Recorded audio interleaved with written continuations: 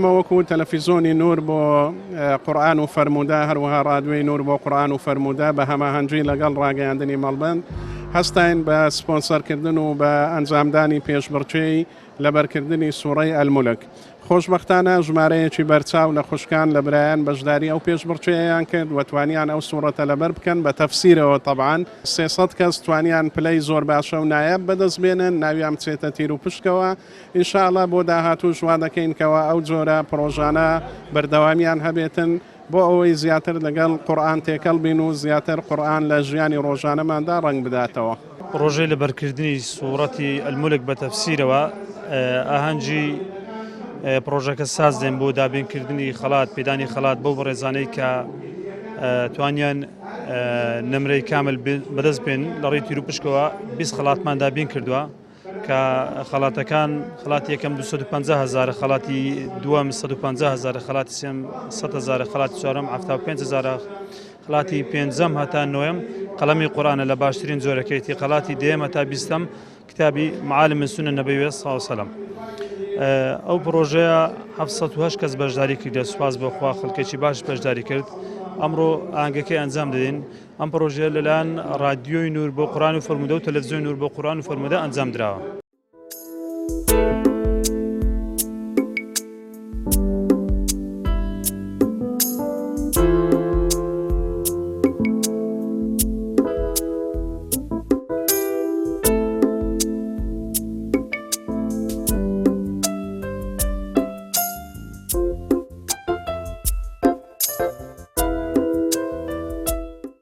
گرنگیەکە زۆر باشە هیواداری خەڵکانی تریش زیاتر و زیاتر بەشداری تێدا بکەن کارێکی زۆر باشە هیوادارم کاری لەو باشتریش ئەنجام بدرێتن و خەڵک تێدا زیاتر بەشداربی و زیاتر ئاشنابی بە ئاینی ئیسلام و زیاتر لە ئاینی خۆیان تێبگەن و زیاتر ئاشنایەتی پەیدا بکەن و جێگای دڵخۆشیە. بەدارم ئەو بەها گەورانە هەموو کاتێک ینی دووبارە بێتەوە.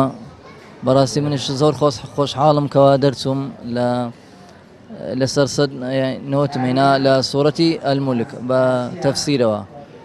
بەڕاستی خۆشحاڵی خۆم دەردەڕم زۆر دڵخۆشم هیوادارم هەموو کەسێک دەربچێت. دەستخۆشی لە تەلەڤیزۆن و رادیۆی نور دەکەم بۆ قورئان و فەرموودە هیوادارم بەردەوام لەسەر پرۆژاوەک و ئێمە وەکو بەشداربوویەک استیفادەی باشمان لێ کرد الحەمدولیلا بە تەفسیرەوەش بوو.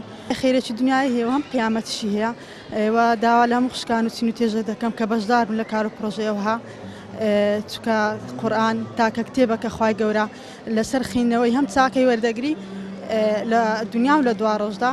من وەکو قوتابیەک بەشداری ئەو پژوژێم کردیە سەتم هینە زۆرش دڵخۆشم هیوادارم منداڵانیش چاو لە من بکەن الحەمدولیلا کە سوورەتی مولکیشما و بە تەفسیرەوە لەبەرکردنی سوورەتی مولک بە تەفسیرەوە بەڕای من شتێکی زۆر باشە چونکە قورئان خوێندن بە معناوە زۆر باشە یعنی زیاتر لی تێبگەی زیاتر لی وردبیەوە زۆر باشە.